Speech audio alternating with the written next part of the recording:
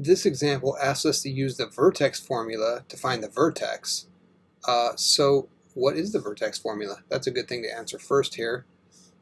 The vertex formula goes like this. For parabolas of the form f of x equals ax squared plus bx plus c, the vertex x value is negative b over 2a. Right? That's the thing that you have to remember. Negative b over 2a. It's a super useful formula. I highly recommend just memorizing it right now as you're watching this video. But the vertex is a point, right? The vertex is a point where the parabola comes down or goes up, the lowest point or the highest point on the parabola. So we need a y value. We need this to be an ordered pair.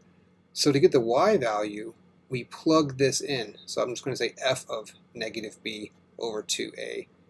And that's a super fancy mathy way of saying just plug in.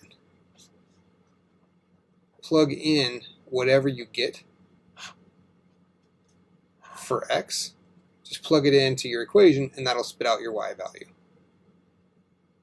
Okay, so that ought to be enough to get us started on this first example. So here we're going to use that formula to find the vertex for f of x equals x squared plus 6x plus 5. Alright, we hit it with the formula.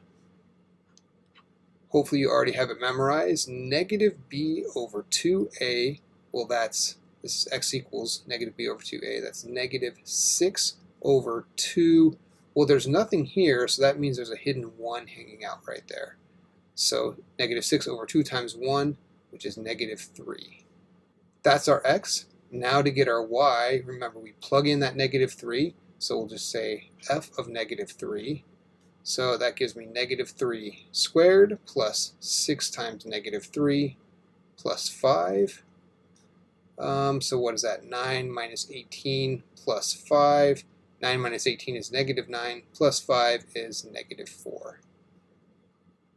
Okay, and then it's standard to write the vertex as an ordered pair. So let's just do it negative 3, negative 4. Remember, x goes first and then y follows. So there's our vertex right there.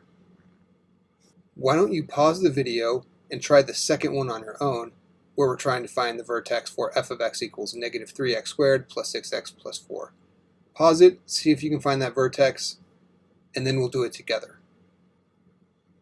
Okay, we come in with this vertex formula again.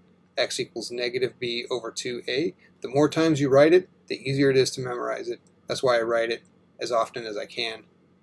Okay, so we have negative 6 over 2 times negative 3. Well, look at that. That's negative 6 divided by negative 6, so positive 1. Halfway done. Now for y, we just compute f of 1. So I'm getting negative 3 times 1 plus 6 times 1 plus 4. So what is that? Minus 3 plus 6 is 3, plus 4 is 7. So combining these two into a single ordered pair gives us 1, 7.